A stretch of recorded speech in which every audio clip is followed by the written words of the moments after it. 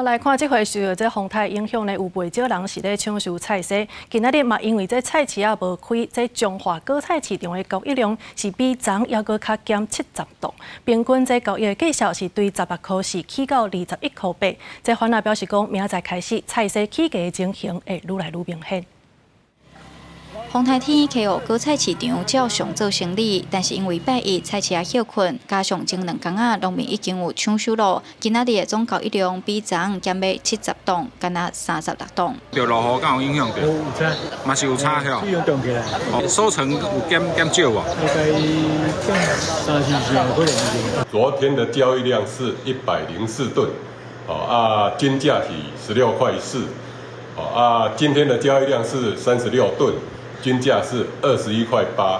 果菜市场表示，目前小白菜、汤匙菜加硬菜这的叶仔菜价数起上济，每公斤平均的挂价为10块起到20-30块。实际来到市场甲超市，目前菜价也算稳定，嘛有不少民众咧买菜。菜贩仔就讲，拜二菜价会阁起价。今日就阮今日卖成长的价数啊，价数会起起少起少，咱唔知啊。那这我觉得差不多差不多哈。对，我觉得是差不多的，跟我平常看的差不多。